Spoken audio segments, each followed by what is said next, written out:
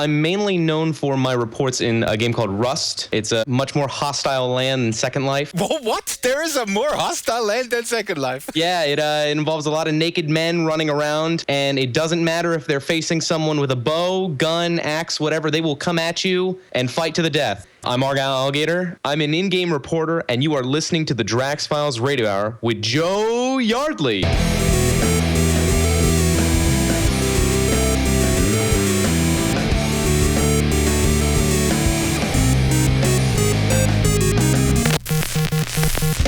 Have you ever tried a Bloody Mary with some tear gas? Damn, that has a bite. All right, we're on the air, by the way. Oh, I didn't say anything. You did, and I'll leave it in. Welcome to the Drax Files Radio Hour with Joe Yardley. My name is Drax de Bray. We are in the virtual world of Second Life, a huge virtual world. You may have heard of it. And we have a dog chain going on in the background, which is great. How old is your dog? 14. We'll ask him how to revamp the welcome experience. We're on our attic, in our attic, somewhere in 1920s Berlin. Hi, Joe. How are you doing? I'm here with Joe Yardley, of course. I'm sorry I didn't introduce you properly. Yeah, thank you very much, Drax. Hello, how are you? I'm fine, thank you. How do you do? Etc. Today on the show, Argyle Alligator. You heard him in the station ID. He's a reporter, an in-game reporter. He calls himself an in-game reporter. He's from the swamps of Florida, hence the alligator avatar. He does YouTube videos from games I never heard of. I've heard of them. You heard of them? Rust and Gary's Mod and stuff like that? Of course. Hey, I'm a gamer. I've been gaming since Pong. Quite sad what you did with your life. Well, I'm happy with my life. With your first life or your second life? Okay, let's drop this crap. All three of them. Anyway, Argyle, he went into a Second Life recently for the first time, and his encounters are quite hilarious. We'll talk to him about griefing, trolling, reporting, and why Second Life is not a game. And most importantly, I will get an answer to my question, why is SL hated so much by gamers? And Argyle has really a very common sense answer to that. And you'll finally understand it now, don't you? So much more on the show in a few minutes, but first our obligatory housekeeping notes. You can get in touch with us via the Avatar Drax Files. Send us news scoops, send us press releases, send us hate mail. The press releases have to get in by Thursday, 10 a.m., Second Life time. On Skype, you can leave us a voicemail anytime under Drax Files as well. Yeah, hate mail goes to the shredder. Send us MP3s of your music if you're a Second Life musician. We want to prove on this community podcast that the SL music scene has more to offer than Eric Clapton covers on detuned 5-string guitars. You can support the show by becoming a sponsor with your banner or visiting the sponsors. We have a new sponsor this week, ISON or ISON, a fashion brand run by Harry Hicks, super talented designer. Check it out. So of course, mostly women's clothing, but I'm perfectly fine anyway with my jeans and my hoodie. And your dress. For 1920s Berlin, yes, for the cross-dressing special. So go shopping, stimulate the in-world economy. Now the banners are on the right side of the blog. Ping us if you like to advertise. Of course, you can also take out a voluntary subscription of only $100 Linden per month. That's $25 Linden per show. Subscribe to the show on Stitcher, iTunes, and perhaps even rate or review us. Also, quick update. I mentioned a couple weeks ago that I'm going to San Francisco to the High Fidelity headquarters and that I will be doing a special from there. This will happen. It has been delayed a bit. Why? Because the team around our Lord and Savior Philip Rosedale is hard at work stitching together a new virtual world, and they want to have something extraordinary to show me. That sounds exciting. Joe, by the way, I haven't been in High Fidelity much, but I've been in there last week, and there is even a 1920s Berlin place, but there's nothing in it. To be honest, I'm not quite sure what I've done. And we're not allowed to talk about it anyway. The world is not even live yet, and you already ruined it. Hey, I might go up next week to Mountain View to hear none other than Corey Andreka, VP of Engineering at Facebook, and of course the co-founder, one of the creators of Second Life, the co-founder of Linden Lab. Corey Andreka will speak at the Silicon Valley Virtual Reality Meetup. We'll talk about the future of the virtual reality metaverse scene. We'll talk about the Oculus. That's going to be really, really interesting. If I don't make it, then we have Carl Krantz, the organizer of the meetup, talk to us about it, and we'll get some audio straight from Corey. Talking about Facebook, Facebook has changed their real name policy. Ish. And you blogged about that. It was kind of going back and forth a little bit. Mm-hmm. And so Facebook, let's be clear, they issued an apology, but they haven't really done anything. And I just have to read a little bit from this press release because I find it somewhat offensive. They're talking about that their system of forcing real names is protecting people, and it prevents bad things like impersonation and bullying. And here they're saying that the absence of pseudonymity is a powerful force for good, and Facebook is able to protect people against these bad things. I find that really, really ludicrous. I think next week we have to get a panel on to discuss this in more detail. Well, yeah, as I said, at the moment, all we've got is a bit of PR talk, and we're going to listen and we're going to make it easier for you to use an artist name and things like that. I mean, they've only made a few vague promises. We're going to make it easier for people to prove their identity if their profile is reported for being fake, things like that. I mean, at the moment, the second someone reports a profile as fake, they block it and they say to the owner, we want you to identify yourself. And of course, that usually means it will be deleted. Incredible that you basically can you can just go there and basically someone who you don't like, you just report them, and then you force that person to kind of come out of their private, very legitimate privacy to come out into the open. It's just, I can't let this go. It's a company really kind of forcing us to behave by their definition of what social norms are. Well, yeah, it is a bit annoying, but a bit annoying. I want Corey to tell me next week how this is going to work in the metaverse that they're building. Yeah, go for it. But, on the other hand, this is a golden opportunity for Linden Lab to step up and make their own version. Because we've got this My Profile thing on Second Life, on the official Second Life website, which I'm sorry to say is pants. Not very good. You're talking about the profile feed where you can post pictures. Which is, for me anyway, quite useless. But if they add a couple of features from Facebook, they could be onto something, and they could really help out the avatars. We're only on Facebook because we miss all those features in Second Life. That is an interesting thought. So really kind of put some focus on the profile feed. There's also the Avatar social network. Have you checked that out? It apparently has some 3,000 members. Strawberry Singh blogged about it. I'm not a member, I don't think, but that's a private effort of some in-world folks try to build something like Facebook. I think I joined a long time ago. What you said about the opportunity for Linden Lab, I also see again the opportunity for Linden Lab to position themselves next to Facebook and saying, we have more variety, we have more we allow more agency over identity and exploration of identity, and I think that can be a real strong selling point in the metaverse wars. And you remember Rod Humble really took a stand on that. I thought back then it was really great that he actually said, you know what, we embrace that. We embrace avatars, and we embrace the fact that we allow people to have multiple identities, that they don't reveal their quote-unquote real identity. As far as I'm concerned, they can just build a Facebook clone. I don't care. If it's got those options, I'm happy. But they've got the unique position where they can connect this Second Life fake Facebook website with Second Life, so that when, for instance, I'm sending a message to my group in World, it is automatically sent to my, the page for that group on the Second Life website, and the other way around.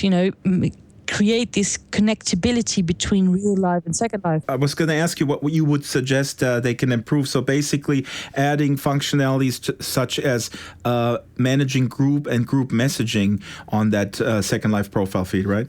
And a calendar where you can put events, and invite everyone. Because that is the most important thing. That's why I use Facebook for Second Life, is to for my 1920s Berlin community, so we can chat about coming events, about events that we've had. I can put an event on the calendar and say, listen, this is happening on that date, and people can say, oh, I'm coming, and I can see a list of the people who are going to be there. It is really, really handy, and the in-world group chats and things like that, they're far from perfect. So Facebook sort of takes that place to stay in touch without having to log into Second Life every time you just want to send a little message. Yeah. For communities such as yours or in Silico, many other communities, they use Facebook that way. This is a good point. I was also going to add, if actually Linden Lab would listen to this show, I don't know, they shouldn't, because they should be working on more important things than listening to us yap about the same stuff every week. There's a few women working there, and they can multitask. I also would like to see a mobile app of, for example, managing, your profile feed offline. I would like to see a marketplace mobile app, but I've said that many times. But also one of the most basic things I expected Second Life to have when I joined, and it's still not there, is a way to properly chat with friends who are in world. Now, the only way you can do that now is via email. There was a IM client called Slim a while back that worked really well. But imagine if you have this My Second Life page where you sign up, you log in, and it looks just like Facebook. On the left, you see a list of all your friends who are in world, and you can send them a chat message that they get instantly in world as a regular chat message. They can respond to you. You can send a message to your group. You can perhaps even tweak a few settings on your region if you have one, and you can do all those things without having to actually start up Second Life, and you can do it on mobile devices, things like that. That would be so easy. That would be so fantastic. I'm sure that'll all come with Second Life 2.0. Let's wrap up this Facebook discussion. Let's summarize. If drag queens and performers put pressure on, then Facebook will respond. If avatars do that, they will be deleted. Probably. That's discrimination right there. Avatars are people too. Now, in relation to this whole Facebook thing, this new social network, Elo, is an alternative that is getting all sorts of buzz. Yeah. And a lot of mainstream news is reporting that Elo is sort of the non-Facebook. It's free, it's open, there's privacy. Yeah, well, I'm on Elo, of course. Of course. And it is very basic. I mean, it's nice, but it's far from replacing Facebook. I can't use it for anything Second Life related yet, so it's a bit too early to say if it's going to be of any use at all. But the best thing about Elo is that I think they've got about 40,000 people joining per hour. Is that? I think I've read it somewhere.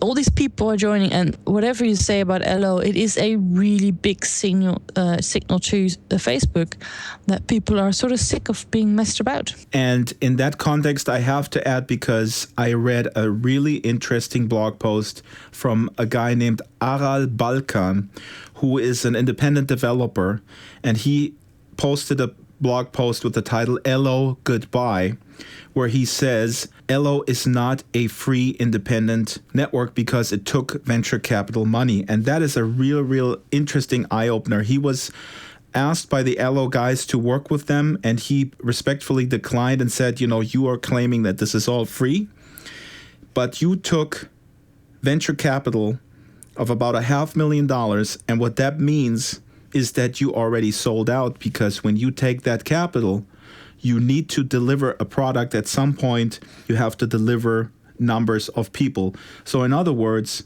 Elo apparently has claimed that it's all about the people and it's all about the agency. And at the same time, they're financing the operation with venture capital, which means that ultimately the goal is to sell the people or the data of the people back to the people who lent that money. Argyle Alligator is developing all sorts of really interesting things. He's developing a truly free, as in freedom, social network called Heartbeat. He's developing an independent phone. When I look through the comments about, Facebook versus Ello, said, screw you, Facebook. I'm going to go over to Ello because I have freedom to express myself and all that kind of stuff. Yeah, you might have that, but you're still in a system that is financed a certain way, which means the monetization is going a certain route, which is in today's age around user data that you can sell. There's a Dutch saying that says only the sun goes up for free, something like that. The sun rises for free. Everything else costs money. Not even the tulips, huh? Yeah, exactly. And if the Dutch could help it, the sun would cost money as well. But it's everything. There's always something hidden. It's just this was just in response to that very strong statement that here this is about freedom, about user agency. I'm too cynical when it comes to that because I don't really care about freedom and privacy and all those things. I've given up on those long time ago. But I like the idea that someone is giving Facebook a poke and saying, listen, everyone wants out, so you better shape up. Moving on, Ebbe is appearing on Designing Worlds. The 250th episode is airing next week. Ebbe is a special guest. Joe, what do you have any scoop? I mean, why is Ebbe not talking to us first? I mean, we're the Ebbe Appreciation Hour after all. What, you mean he's not talking to you? I think we'll have to wait for the divorce lawyers to finalize the separation. This episode's going to be broadcast on October the 6th, and it's really exciting that they've managed to have this 250th episode, and but we have no idea what they're going to say. It's already been recorded, and of course I've tried to get them to tell me a little bit more, but they're not saying a thing. We have no idea what they're going to talk about, and let's all watch and see if there's something exciting. We have a couple more items before we go to the feature section. I have here in my list the VR Cinema meetup in San Francisco. So this is about VR cinema. There's a guy from Jaunt VR. They're making 3D rigs where you can record 3D footage and then basically make a VR experience based on real life footage. Mm-hmm. So that's a whole different subsection of VR, and there's several companies that are working on this. So this is really fascinating. This has nothing to do with escapism. Yeah, like watching television and movies is not escapism. That's right. You could have Big Brother in VR. Oh my God. Yeah, I mean, being inside your favorite television show, you can be standing next to Jack Bauer. There is a company called Otoy, and apparently they're demoing a holographic capture system. This is happening at the same day while we're recording this, and I hope I'll get some audio, maybe some video on the blog tomorrow when the show goes live. Speaking of real-time rendering and speaking of superior rendering, looking at Otoy right now, they have just amazing visual fidelity, and you sent me a bunch of links that are really interesting, that up the ante, so to speak, in terms of rendering. You sent me something about a Dutch museum, a project that they're trying to seek funding. So this is the West Fries Museum. They rebuilt an era or a year, or what is it, 1650? You can walk into 1650? Yeah, the idea is a little bit like 1920s Berlin. They've just built a city, The city of Hoorn. Yeah, Hoorn, thank you. In the year of 1650, and technically all you can do is explore it, walk around with the Oculus Rift, which to people who don't know Second Life is a very exciting new sort of experience. This is exactly the same thing. I mean, the demo video here looks visually stunning. It's built in Unity 3D. I mean, it's the town rebuilt in around 1650. Like you said, you can walk in with your Oculus Rift, you can walk around, but that's pretty much it, right? I mean, there's a limited functionality, not only in interactivity, but also in socialization, something that, again, Second Life has been providing for over 10 years now, granted, of course, with lesser visual fidelity. But if you look at something like the Fort Tüngen project, in Luxembourg where kids can go into a castle and play around. I mean, together the entire school class can do that, and still whenever I see these visually exciting demos in the Oculus Rift age, people seem to forget how important the social aspect is. It's sort of given us a glimpse of what museums and schools are going to be like in the very near future. But we know that. But now they're not even talking about a communal experience, a joint experience with other people. Yeah, no, it is an individual experience of just walking around. And I don't know if you can actually open doors and go in houses and interact with certain things. That is the frustration. A lot of new things that are coming, they're trying stuff, and people in Second Life are saying, "Oh, we've been doing this for years," and they're just finding it out and completely ignoring Second Life while they're doing it. But of course, that has many different reasons. And I am writing a blog at the moment about why educational groups, schools, and museums, things like that, not always using Second Life and choosing for other virtual options. And if people are involved with education in Second Life or with museums and schools and things like that, and they have been working on a project that eventually choose not to use Second Life, please get in touch with me, because I'd love to talk to you for this blog. I want to write one big article on the subject so we can get it all in and perhaps give Linden Lab a few more tips. A lot of dedicated educators have no idea what is possible today in Second Life. And sometimes they have really great ideas, but they can't implement them because they're not partnering with the right creators. You see what I mean? Yeah. So I've seen some projects that are in concept very interesting and really imaginative, but in execution in terms of visual fidelity and taking advantage of the latest that Linden Lab has added to Second Life, they really, really fall short. And that's just because these dedicated educators don't have the skills and don't know where to get those skills. So I think there needs to be a place where people offer their skill set easy, like a marketplace for talented builders and designers to be paired up with the educational and the nonprofit community. And an employment agency. Exactly. Yeah, that'd be a good idea. My dilemma really is because I had about 5-6 projects, interesting educational, broadly speaking projects that I wanted to profile in my video series. And they're really, really interesting. But I can't do them because they don't take advantage of what Second Life has to offer today. It's not that I'm making commercials for Second Life, but I can't, in good conscience, do a video presentation that looks like it was done in 2007. I can't do that. It's gonna backfire. Yeah, there are quite a few sims that when you visit them, you can clearly see that these that the people who run it have not been updating it for quite a while. And again, that stuff has really historical value, just like in the real world. I'm not advocating to dismantle them and erase them and build something on top of it. I actually think this stuff should be archived in some way, shape, or form. Maybe Machinima, even somebody could specialize in archiving things by making a historical record.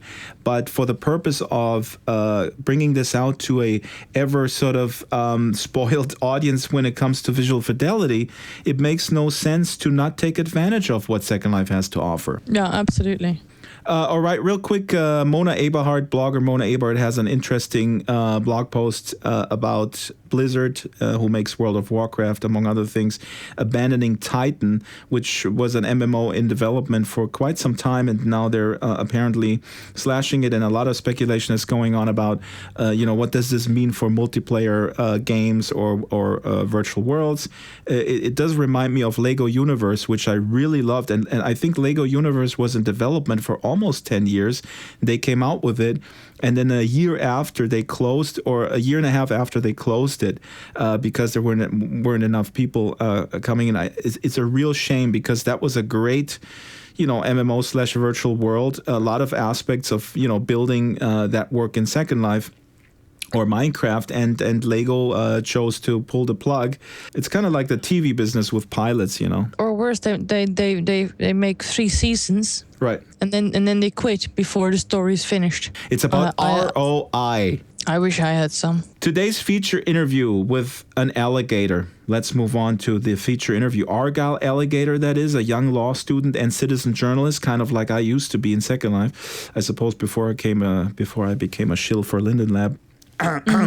Anyway, Argyle has captured the imagination or the laughter of SL residents with a video of him interviewing unsuspecting SL folks in various situations. It is really hilarious. There are perhaps a few similarities stylistically, but it's still very different from Esteban. Esteban Winsmore, of course, the griefer or entertainer, depending on what side you fall on with this debate. Both. You can see a curiosity here with Argyle that is coupled with kind of a calm, objective, respectful attitude in his encounter. Here, I want to play a quick soundbite before we go to the interview. Here he visits some sort of zombie shooting sim and starts asking questions randomly. Here it is. My name's Argyle Alligator, investigative journalist here in Second Life to find out what this game's really all about. Who is this? My name's Argyle Alligator. I'm an investigative journalist here in Second Life to find out what this game's really all about. Do we know So this who guy? old Is are he a you, friend of Mr. yours? No, he's only one day old. I don't know. My name's Argyle Alligator. I'm just an investigative journalist. I'm also a reporter, and I do a couple other jobs. Oh yeah, that's interesting. It is. Would you mind answering a couple questions I have? I'm gonna walk away. It's just going to be just a few questions. It's allowed. just a few questions. Leaving. What's your favorite part of Second Life? The sex. The sex is great. Okay, fair enough. What do you spend scared. most of your time doing in Second Life? Having sex. That's what it's all about. It's a sex. What are you talking about? There's sex in Second Life? See, I knew that journalism has some purpose, revealing stuff that you didn't know I before, had right? no idea. Here's another soundbite. Argyle, he's sitting with a group of folks at a board game, a table with a board game, and he talks to them, and then he sees that one of the players is actually a tiny little baby sitting on some little blob, pink blob kind of thing.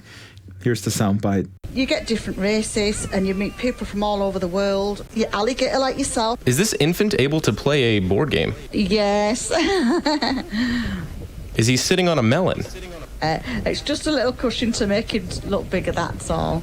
Oh, that's quite interesting. Everyone has their reasons to be someone or something in Second Life. All right, so these sound bites should prepare our audience for an interview with Argyle, just everyday life in Second Life. I started my conversation with Argyle by asking him what his perception was after he had spent a few hours in world filming the raw material for the video.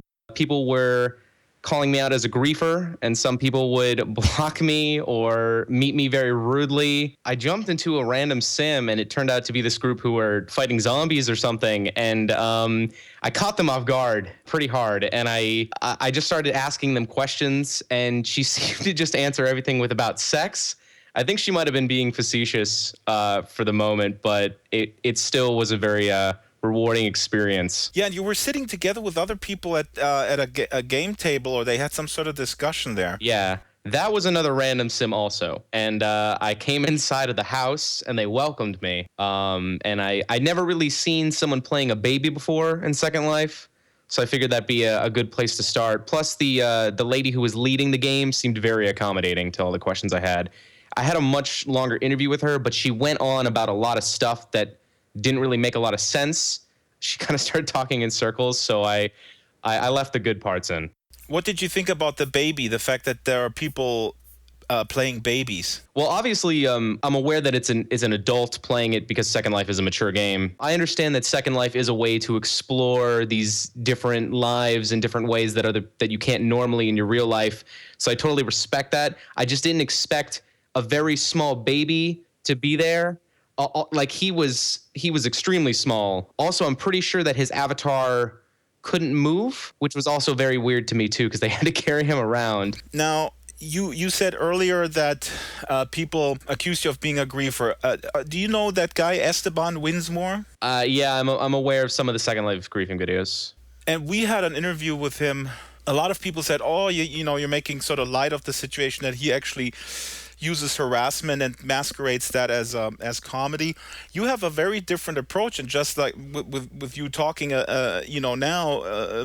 the way you acknowledge the kind of the freedom that Second Life provides, and some stuff that you encounter is quite strange, but that's part of it. You seem to fully embrace that. But I was wondering, what do you think of the Esteban approach? Do you think that he sometimes goes overboard? I think Esteban can be funny in certain aspects, especially for people who don't know much about Second Life. And I think it can be a door to open this game. In a weird way, he might have indirectly promotes Second Life. That I think is clear, because his YouTube views, and maybe even people who laugh at it go like, this is kind of cool, I have to check it out. But I was wondering, because I'm conflicted about that too, I gotta be honest. I watched the Esteban videos and I laugh so hard, but there's one piece where he just goes into a house and he sits on the couch and he drives these people nuts. Mm-hmm. And they have no way of banning him because they're renting. Because people say, why do you get so, wild up with Esteban? Why don't you just ban him? Well, if you're renting, you can't really ban him effectively. So this could constitute a form of cyberbullying. I think some of his tactics, sometimes I watch and I'm like, well, all right, he might be crossing the line here. But I honestly, all in all, the guy who does play Esteban, Charlie Winsmore, he more or less is playing a character. And I think at the end of the day, he really doesn't mean any harm. I think he's just doing it for purely entertainment. That's what some people say about Bill O'Reilly. I find Bill O'Reilly actually quite, dangerous in some regard, because when there's somebody, a really sensitive person, and Esteban just kind of puts the pedal to the metal and opens some deep wounds. I will have to say, though, I have watched some griefing videos where there are people much, much, much worse than Esteban. There are some people that cross the line very hard, and I even watched the video and I'm like, none of this is funny at all. Like, I think I've watched one where there was a girl who I think was maybe 14 or 15 playing on Second Life, just on a PG area with one of her friends, and they were just berating her constantly, telling her they were going to get her dad in trouble and get him fired and shut down her internet, and she just started crying, and I was like, this isn't funny at this point. You called yourself an in-game reporter. What type of reporting? Actually, before we started recording, you used the term guerilla. Sorry, my German accent, I can't pronounce that word. Yeah, guerrilla reporting. Guerrilla reporting, but you're an alligator after. You're not a gorilla. Yeah. So how do you define that? What is that? What are the aspects, the aesthetics of that type of reporting? Well, guerrilla reporting is more or less, at least in games, you'd enter the game, whatever it would be, and then kind of out of nowhere, you just start up an interview or start up a report process like you're on camera.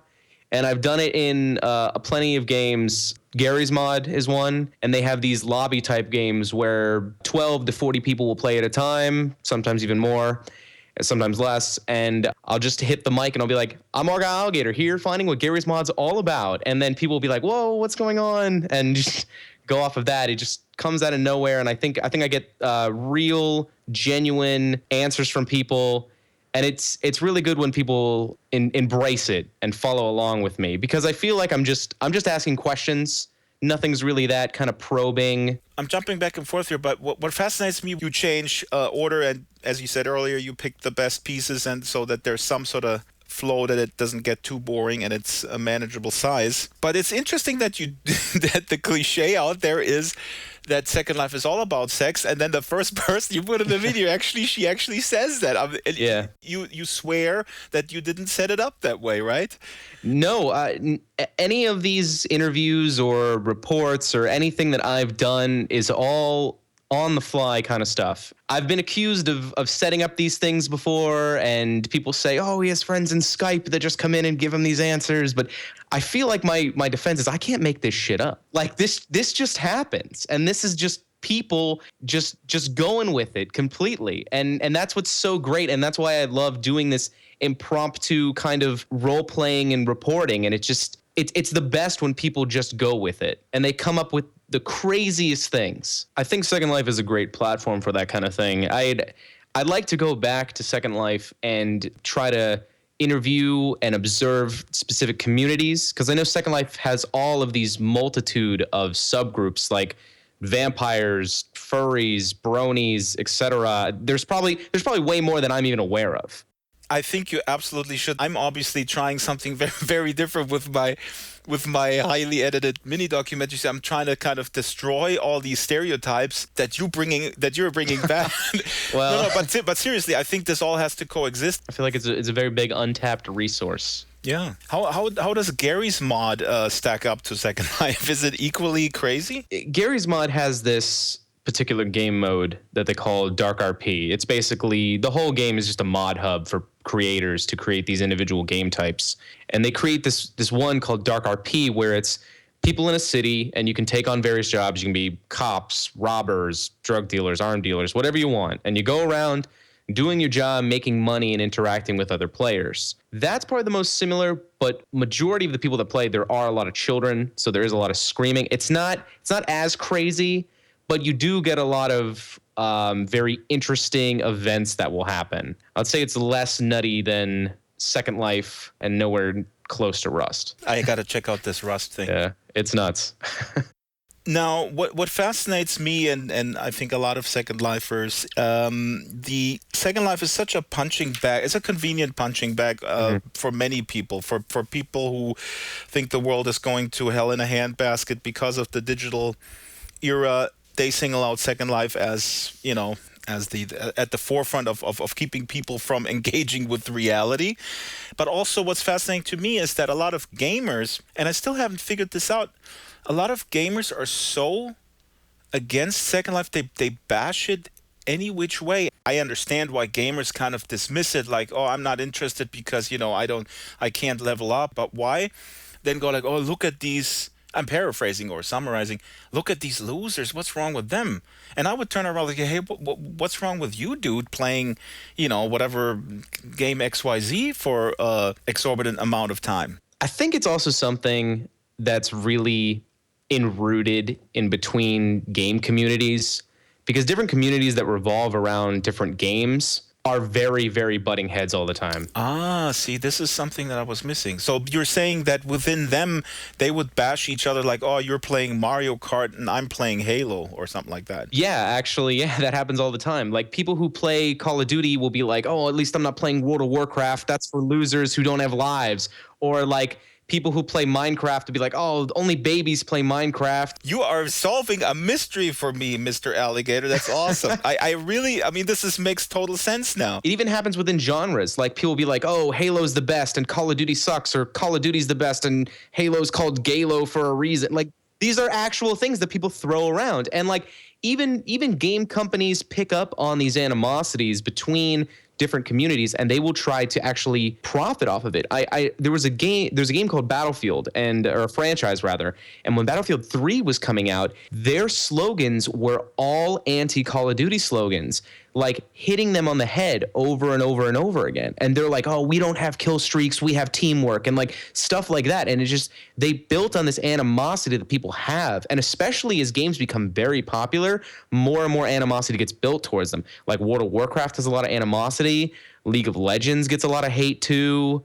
Minecraft, it's just went like communities within communities just butt heads all the time. And we thought we're so important that it's all against us.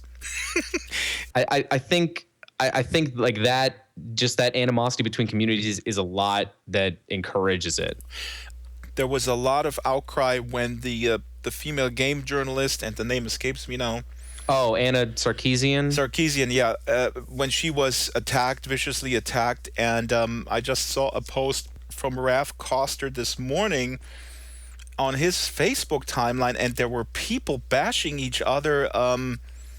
It was crazy. So this whole aspect of the game culture being dominated by very immature boys, that is something that I can see that from the outset as being a huge problem. What do you think about that? I mean, this is a broad question. It depends how you look at it. It's kind of just something you deal with, because a lot of these games are marketed towards like teenage boys who live in their mom's basement. Mm. Well, apparently so. Well, this is a Second Life cliche, actually. Everybody says they live in a basement. I'm in Florida. I don't have a basement. I don't know where all these basements are coming from.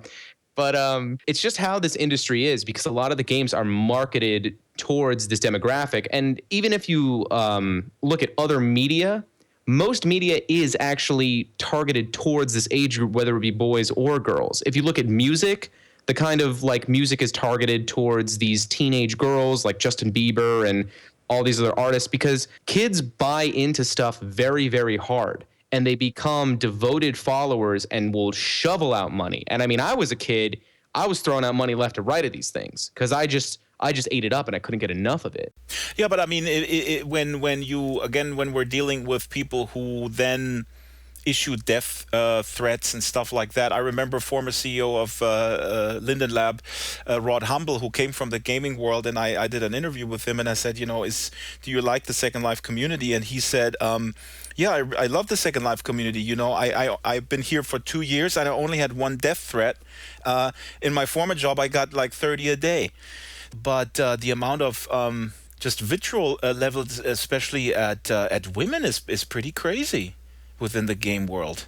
I don't really know where a lot of this comes from, to be like the sexism. You need to investigate this in Second Life. You need to go into Second Life and ask Second Lifers about gamers.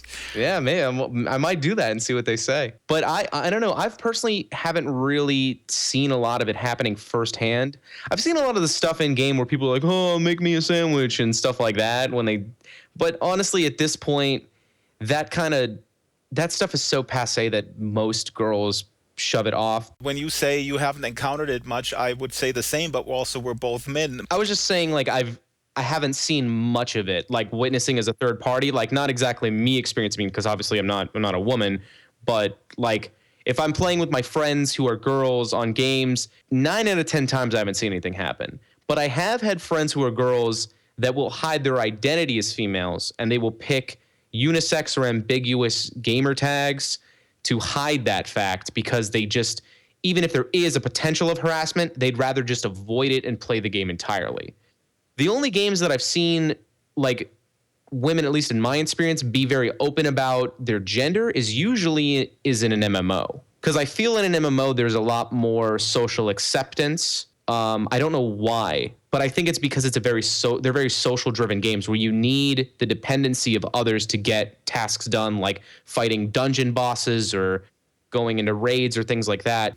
That's really interesting point. Some people have called Second Life a kind of a MMO too. I would say it's an MMO. Yeah, but if you just play, if you play yourself and you don't have an objective, is then the real life an MMO? Maybe it is. I mean, I would assume it. MMO just means massively multiplayer online. Yeah. So as long as there's a multitude of players. But maybe I'm not playing. I'm just playing myself.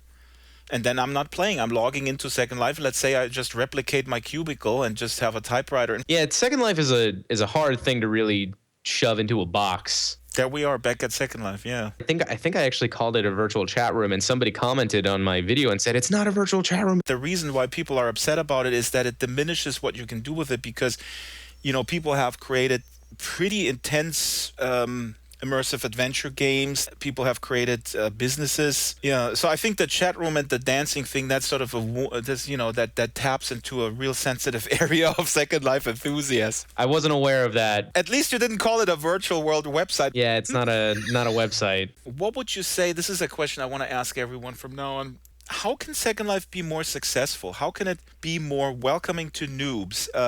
The retention rate is awful. People drop in, they look around, and oftentimes they're gone within 5 minutes.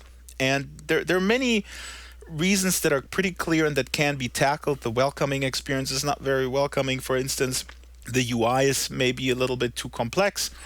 But what would you say? What is the issue here? If you imagine yourself coming in for the first time, why don't people stick around? A problem that I had, at least, was when I very first started getting into the game to do these interviews, I had no idea where to go, what I was doing or where I was going. And I was just going to these destination points where most of them had voice turned off. And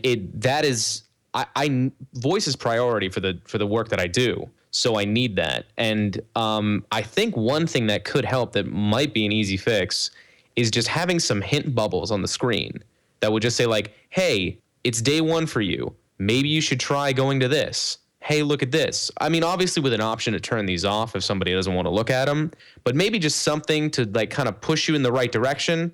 Because I'm just dropped on a beach and I had no idea where I was going, and nobody was talking or anything. And then I tried going to different places, and I pretty much had to figure out the teleport system for myself. Mm-hmm. And I think that can turn some people off. So it could be that then people think maybe that's it. So if they don't understand that you can actually teleport somewhere else and it is really, huge, maybe they think that this whatever island they're on is the extent of the game. Yes. And I think maybe a better welcoming area where new players and old players can hang out in, or maybe drop them in an area that's kind of popular that people are just hanging out in, and have it be like new person friendly, so that the older players who are in there know that new people are coming in and will be willing to help, or at least guide them into what they want to do.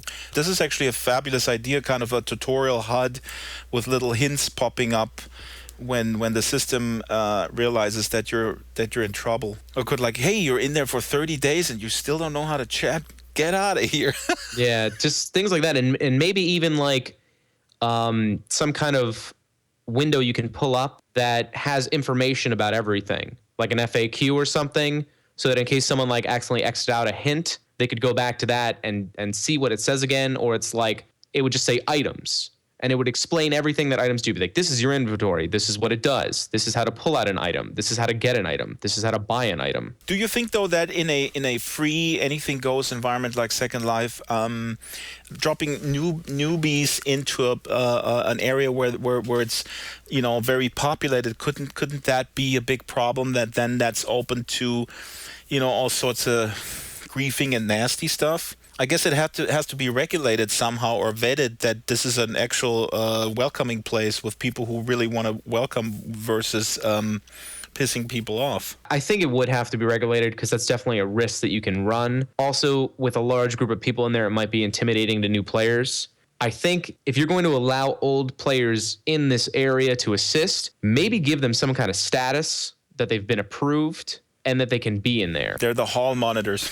Exactly. And allow only people who are in there for people can only go in there if they're a couple days old, or maybe a week old. And then past that point, they're locked out. Or whatever a regulated amount of time for them to learn at least the basics and get going would be. I'm not sure what that is. Did you find the UI challenging compared to other games? A little bit, because when you right click, there's just so much stuff on that right click menu, and all I wanted to do was sit down, and I'm trying to figure out that. I know you can set it to a radial menu, but I never did that, and I learned afterwards. So that maybe presetting it to the radial menu would be an easier thing. A friend of mine from Germany gets really pissed off when people say the UI is so complex, and he says, there's so much more complex UIs, and you can do so much in Second Life, and a lot of people complain about Blender, but he says, gamers are so lazy, they just, if they knew what you can do, then how can you simplify it? There's no way to simplify it, actually.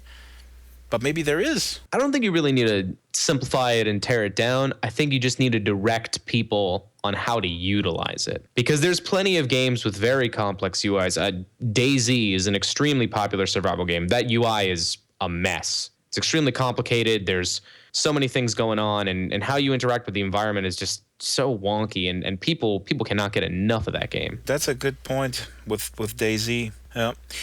All right. Last question. What is next? You mentioned earlier exploring subcultures. Yeah, well, I mean, whatever there is, I'd like to explore it. The furries is one community that there's so many stereotypes around this community. It would really be totally cool if you just hop in there and see what happens. I feel like they're very welcoming people, and especially me being an alligator, they'd be very accepting of me, because people have in the past asked if I am a furry. I usually say no, but it's just my persona of a alligator who wears Argyle. So I think that might be a good place to start. And if there are any communities that are open to letting me observe and interview them, I'd be more than willing to hook up with them and get that going. We'll put the word out that the bronies will be all over you. Why the alligator? That's a Florida thing, right? Yes, I do live in Florida, and alligator is a very iconic animal there, so that is part of it. Do you have aspirations in real life to enter the journalism trade in any way, shape, or form? Probably not real journalism anytime soon. I kind of just work on my YouTube right now. I stream occasionally, and I'm in law school, so trying to get that done. The balance is just hang out with the bronies, and that's all the balance you need. Bronies are also, I feel, very welcoming people too, but they're very cautious to griefers. I have noticed that because I think a lot of people are ready to jump on them. You're off to a good start. I mean, do some more SL stuff. Yeah, if any communities out there are willing to let me observe an interview, I would be very down for that. So that was Argyle Alligator. As I said, I hope that he comes back into Second Life and investigates some more, maybe around 1920s Berlin even. Yeah, he wouldn't get very far. I think I've spotted him already, and we had police on the way, but he escaped. Yeah, I actually took some snapshots with him at Berlin Alexanderplatz. Well, we can make exceptions, of course, but generally it's a bit complicated to explain what an alligator who wears Argyle sweaters is doing in 1920s Berlin.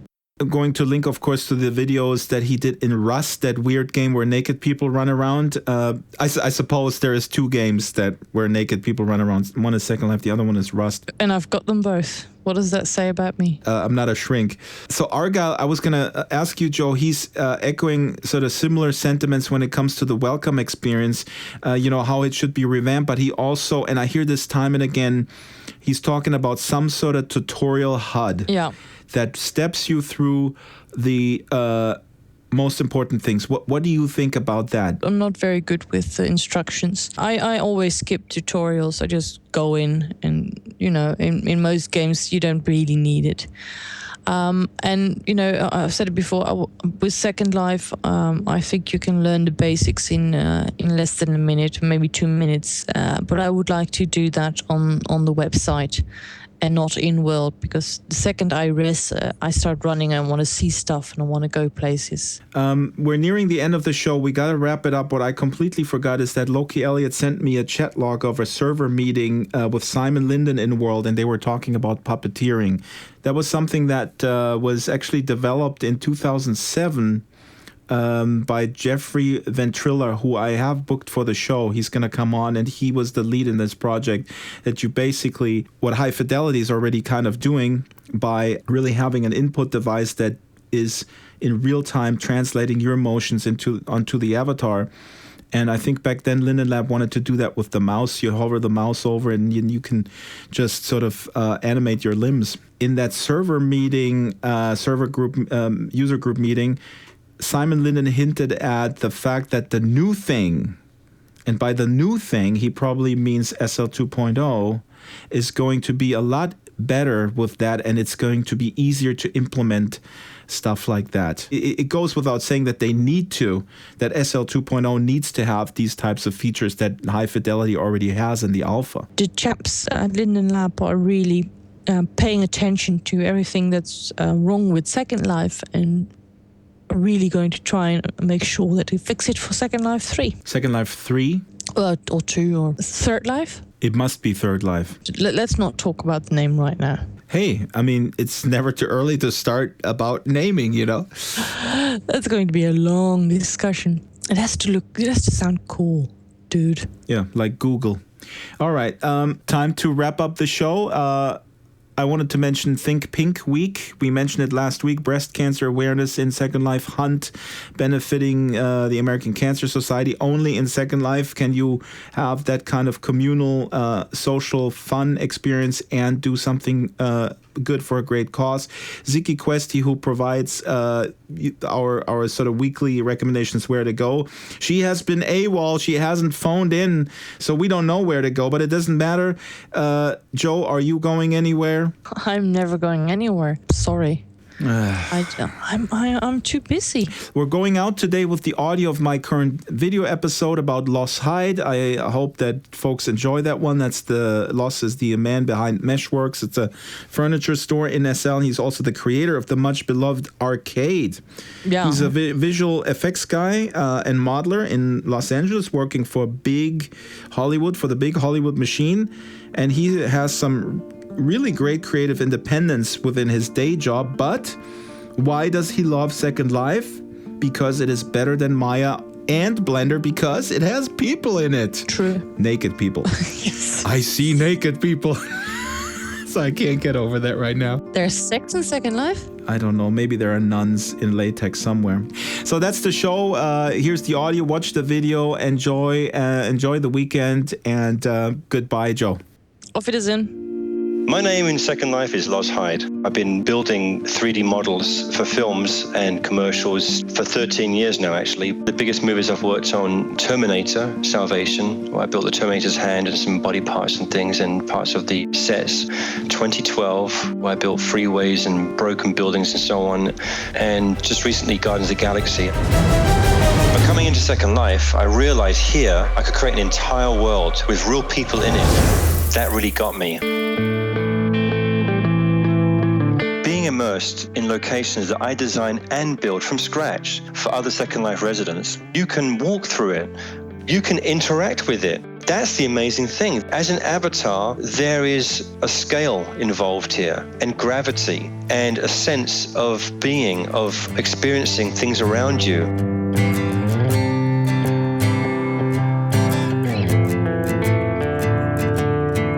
My brand, Meshworks, is a store full of furniture and buildings. People buy my products, they pay with Linden dollars. This goes into my account, $250 Linden dollars or so to $1 US. I send this money to PayPal. Now I can either transfer that money to my bank account. Hold on there a minute. Are you saying you make actual money in Second Life? Yeah, I do. I actually sell most of my items for about under $10 US, and other residents enjoy them on the land. But you should know how this works, right? Yes, I do. Well, I was going to add one other point in regards to Second Life commerce, which is that when I'm sleeping, England is awake. People buy this item 24/7. Also, the item never runs out. You never have to restock your shelves. I live in Los Angeles. I go out all over the place and I'll shoot brick, concrete, grime, weird like smudges and old crappy, weathered areas.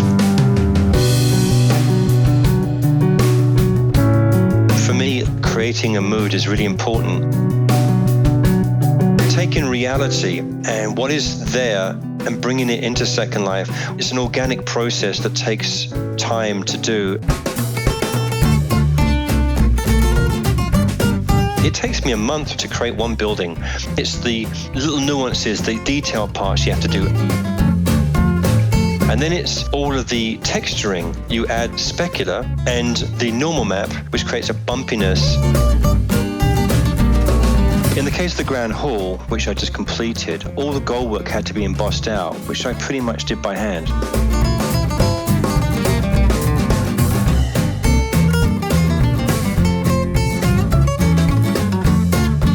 I changed my career into 3D at the age of 40. If I can do it at the age of 40, I think anyone can do it.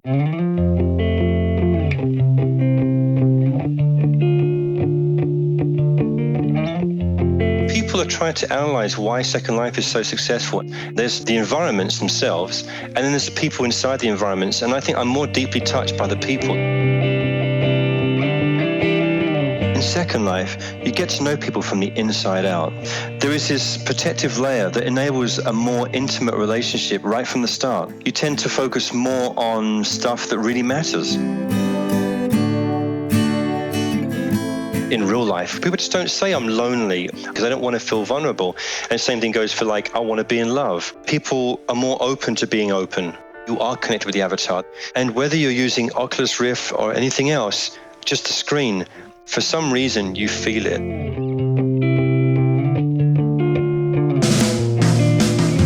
I think Second Life is a beta for the future.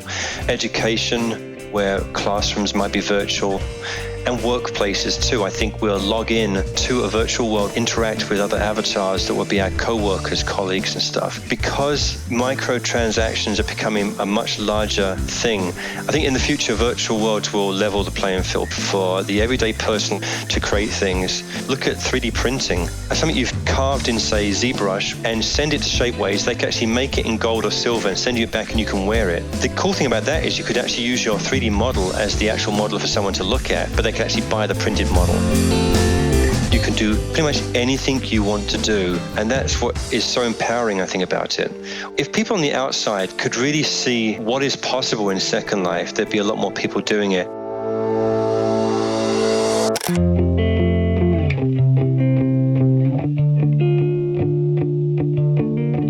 Drax Files Radio Hour with Joe Yardley is a weekly production of Basic Drax Entertainment. The show is supported by Leap Motion, SL Go By On Live, Stitcher, Bot Girls Identity Circus, Carvel Design, Vika Creations, Humanoid Animations, Escapades, Botanical, Death Row Designs, Angel Red Couture, Fallen Gods Incorporated, Blue Moon Enterprises, What's Next, Avacon, and Landscapes Unlimited.